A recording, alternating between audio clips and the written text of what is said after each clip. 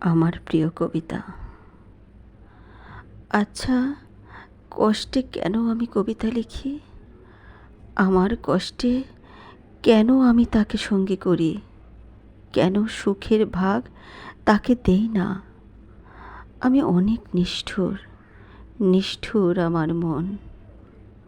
সব সময় আমার প্রিয় কবিতাকে কষ্টে রাখতে চাই। মাঝে মাঝে ভাবি, অনেক ভাবি, আমি কি তাকে কষ্টে রাখি, নাকি আমার প্রিয় কবিতা আমার থেকে কষ্টকে নিতে চায় আমাকে সুখী করার জন্য? হয়তো হবে, আমাকে সুখের আনন্দে ভাসিয়ে সে এক রাশ কষ্ট নিয়ে থাকতে চায়।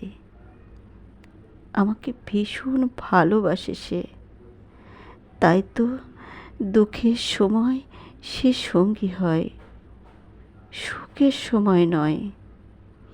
হয়তো এটাই প্রকৃত ভালোবাসা, যেটা আমি এখনো শিখে উঠতে পারি নাই।